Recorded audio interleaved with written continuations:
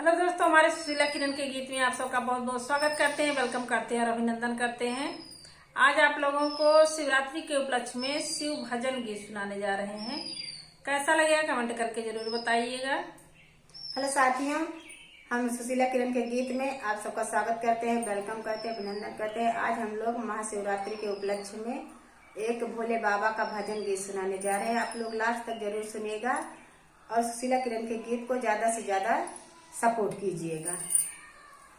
देवों के देवा हे भोले बाबा, देवों के देवा हे भोले बाबा, हे भोले बाबा, ओ हे भोले बाबा, हे भोले बाबा, ओ हे भोले बाबा, देवों के देवा हे भोले बाबा, देवों के देवा हे भोले बाबा। बैठे हैं भोले लेके समाधि, बैठे हैं भोले लेके समाधि, लेके समाधि हो लेके समाधि, लेके समाधि हो लेके समाधि। जगा हो जगा देवा हे भोले बाबा, जगा हो जगा देवा हे भोले बाबा, देवों के देवा हे भोले बाबा, देवों के देवा हे भोले बाबा, हे भोले बाबा, हो हे भोले बाबा, हे भोले बाबा, हो हे भोले बाबा, देवों के देवा हे भोले बाबा, देवों के देवा हे भोले बाबा। जटा में भोले की गंगा की धारा, जटा में भोले की गंगा की धारा, काटे है पाप। जटा में भोले की गंगा की धारा, जटा में भोले की गंगा की धारा, गंगा की धारा हो गंगा की धारा, गंगा की धारा हो गंगा की धारा। काटे हैं पाप भारी हे भोले बाबा, काटे हैं पाप भारी हे भोले बाबा, देवों के देवा हे भोले बाबा, देवों के देवा हे भोले बाबा, हे भोले बाबा, हो हे भोले बाबा, हे भोले बाबा, हो हे भोले बाबा, देवों के देवा हे भोले बाबा, देवों के देवा हे भोले बाबा। हाथे में भोले के डमरू विराजे, हाथे में भोले के डमरू विराजे, डमरू विराजे हो डमरू विराजे, डमरू विराजे हो डमरू विराजे।